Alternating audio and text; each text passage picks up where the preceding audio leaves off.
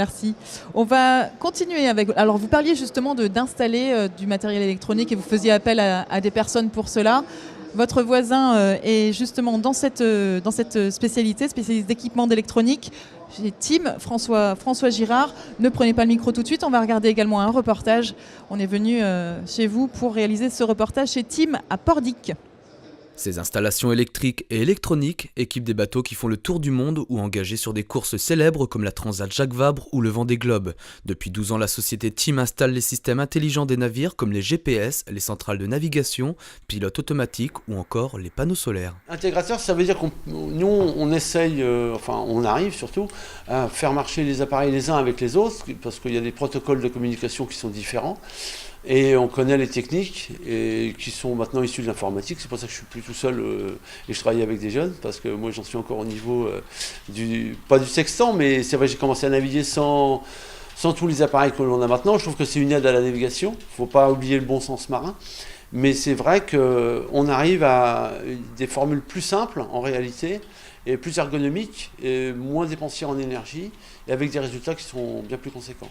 Spécialiste dans ce domaine pour les bateaux de course, c'est naturellement que Tim s'est dirigé vers le marché de la grande plaisance, représentant aujourd'hui la moitié de son activité. Ce matin, des techniciens se rendent chez un client costarmoricain dans les locaux du constructeur naval Boréal pour équiper un bateau de plaisance de 47 pieds, soit un peu plus de 14 mètres. M'est venue l'envie d'appliquer un petit peu au bateau de voyage ce qu'on avait trouvé dans la course, les systèmes qu'on avait trouvés, qu'on avait validés à la lumière de l'expérience. Et on savait quel matériel tenait, quel matériel ne tenait pas. Et donc on fait un petit peu des chaussures sur mesure pour les clients exigeants qui veulent partir et faire un beau tour. Si un client vient nous voir pour faire un bateau de voyage, on ne va pas lui serrer la main au bout du quai et le laisser tomber. C'est-à-dire qu'il va nous appeler quand il sera aux Antilles, quand il sera au pôle Nord. Enfin, on dépanne des gens aussi par téléphone, bien évidemment. Ils ont toujours des questions à poser et ça, on reste à leur côté. Et c'est pas rare de voir des clients, c'est le troisième bateau qu'il fait avec nous. Le carnet de commandes de la société Tim est bien garni et se remplit encore. L'assurance pour son équipage d'envisager l'avenir par temps calme avec un horizon dégagé. François Girard. Vous envisagez un avenir par temps calme et horizon dégagé ou alors c'est un peu plus compliqué que ça quand même l'entreprise Tim?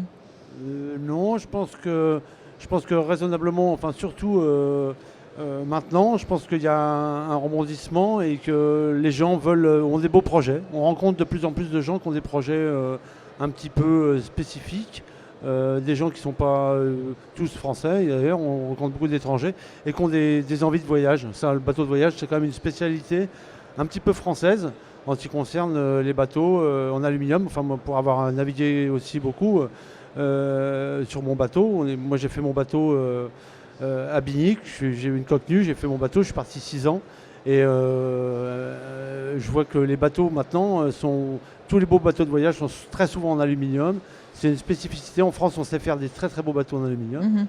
Et je pense qu'il y a... Et ensuite, il faut les équiper. C'est là que vous intervenez. Ah oui, tout à fait. Ouais. De toute façon... Vous venez du monde de la course quand même, c'est bien ça dernière transat, il y avait des bateaux qui étaient équipés chez... Oui, après mon parcours, je suis parti 6 ans, je suis revenu et j'ai travaillé tout de suite à la course. J'ai travaillé sur les 60 pieds en tant que préparateur. Et j'ai travaillé pendant 4 ans, j'ai fait plusieurs escales autour du monde, j'ai fait plusieurs transats aussi en 60 pieds en équipage bien sûr pour ramener les bateaux. Et j'ai toujours été une passion et à la fin ça prend beaucoup de temps, on n'est pas souvent à la maison, on est toujours sur l'eau et je me suis installé, mon rêve c'était de m'installer et d'ouvrir une boîte dans les Côtes-d'Armor, quoi. Et j'ai trouvé cette opportunité et en Côte-d'Armor, c'était assez facile en fin de compte de démarrer puisqu'il n'y avait pas grand monde qui faisait ce métier-là. D'accord. Vous équipez quel type de bateau quand on parle des bateaux de course? Parce qu'aujourd'hui on parle de l'activité de Tim. Ouais, Tim, pour rappeler, c'est les Côtes-d'Armor, mais c'est aussi une antenne à Lorient. Oui, l'antenne de Lorient, on l'a fait il y a 3 ans parce qu'il y avait une grosse demande. On était tout le temps sur la route entre Saint-Brieuc et Lorient. Donc on s'est dit, mais ça vaut vraiment le coup de faire une antenne là-bas. Et au niveau de la course aussi au niveau de la course, oui, bien sûr, parce qu'en 2008, je crois qu'on avait 9 bateaux équipés par Tim au départ du Vendée. D'accord. On n'avait pas équipé complètement les bateaux. On avait fait 3 bateaux complètement équipés, électricité électronique. Mais bon, c'était évident qu'il fallait ouvrir un truc à Lorient pour être plus proche des 60 pieds là. Alors, quand on parle justement, ceux qui ne connaîtraient pas le monde de la voile, quand on parle d'équipement électronique, ça va du GPS. L'équipement électronique, ça va. Nous, on fait de la production d'énergie, c'est-à-dire les groupes Capteurs électrogènes, solaires. capteurs solaires, éoliens, hydrogénérateurs maintenant, bien sûr. Et jusqu'à la communication satellitaire, en passant par les pilotes, les radars. Des pilotes automatiques. Les pilotes automatiques, ouais, c'est vraiment une chose qui nous tient. Ouais, c'est ce qu'il y a de plus intéressant en réalité. Et puis après, on a les systèmes maintenant très sophistiqués de communication, puisque maintenant, quelqu'un sur le Vendée Globe est sur Internet toute la journée pour pouvoir chercher sa météo. Donc, on se souvient il est loin le temps d'Éric Tabarly on avait l'impression d'avoir perdu au milieu de la mer. Là, on pointe les bateaux d'un peu partout. On parle du milieu de la course, mais vous équipez aussi maintenant des bateaux de plaisance. C'est le même matériel? Alors, c'est souvent le même matériel parce qu'en fin de compte, pour la marque d'électronique que l'on fait très souvent, NKE par exemple, le calculateur qui a gagné tous les Vendée Globe, c'est le plaisancier a le même calculateur. La base est la même. Et je pense qu'il faut amener justement, les gens sont quand même, tous les gens qui aiment le bateau sont très friands et très amoureux des coureurs et de leur performance. Alors évidemment, quand on choisit d'avoir un bateau de voyage, on n'a pas un bateau aussi léger, aussi rapide qu'un bateau de course, mais on veut quand même avoir l'évolution. On peut faire absolument le même parallèle qu'en voiture. C'est que maintenant, sur les voitures, si on a de l'ABS, besoin de tracer sa route, on a besoin de... c'est parce que sur les Formule 1, on avait l'antipatinage. Et mais en bateau, c'est la même chose. C'est-à-dire que maintenant, avoir un compas ancienne génération, c'est plus pensable. Et donc, nous, on a toujours été un petit peu à la recherche, à la quête des nouveaux produits. On les a utilisés il y a bien longtemps. Les batteries lithium-ion, par exemple, nous, on les a déjà utilisées il y a 12 ans. Et maintenant, on arrive à les mettre déjà sur des bateaux de plaisance parce que les gens veulent avoir un peu plus de confort, moins de poids, et c'est plus performant. On arrive à des matériels plus performants. Vous faites de l'équipement, vous fournissez...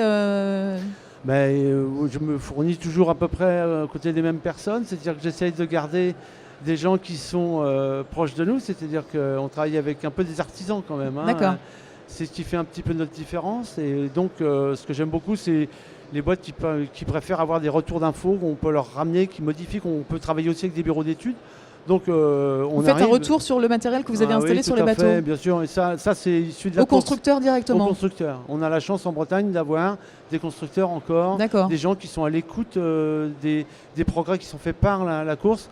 Ça peut être les mini, les tout petits bateaux peuvent on peut recevoir des informations et pouvoir améliorer le matériel, travailler en redondance avec les bureaux d'études, tout à fait. D'accord, ça c'est intéressant. Et puis vous parlez de constructeurs en Bretagne, ça veut dire qu'il y a un savoir-faire aussi sur ces... mais complètement, mais ça il faut en parler parce que moi j'ai beaucoup voyagé, mais quand on arrive en Bretagne, on trouve non seulement une compétence, mais... Justement, vous dites que vous avez beaucoup voyagé, vous êtes installé à Pordic. Ah bah oui, parce que j'ai fait mon bateau à Binic et j'ai dit que quand j'ai fait mon bateau, j'ai pris tellement de plaisir à habiter. Donc c'est une qualité de vie aussi. Ah bah complètement, oui, fatalement. Ouais. C'est inspirant, on va dire. Bon, très bien. Je fais juste un lien entre vous deux, puisque quand le journaliste allait faire un reportage avec Tim, il se trouve que vous installiez justement quelques matériels sur un bateau de Boréal. On parlait aussi des constructeurs bretons. On travaille, il y a un réseau, on travaille ensemble. Oui, il y a un réseau, il n'est pas officiel, mais fatalement il y a un réseau. C'est-à-dire que comme on a l'antenne à Lorient, moi aussi je travaille avec des chantiers du côté de Lorient, avec JPK, avec Structure. Et il n'y a pas très longtemps, on nous a appelés chez Boréal pour voir comment on pouvait travailler ensemble. Et c'est fait que, pour moi c'est une réussite, pour eux je pense que ça l'est aussi. Et en fin de compte, on s'est aperçu à la découverte des uns des autres qu'on a finalement pratiquement le même parcours. Il suffit d'avoir navigué, d'avoir voyagé en famille. Parcours de passionné. Parcours de passionné. Et donc, c'est quand même très très intéressant, ce qui fait que ça donne des ailes, ça donne de la power. On a le turbo quand même, on est vachement content de bosser.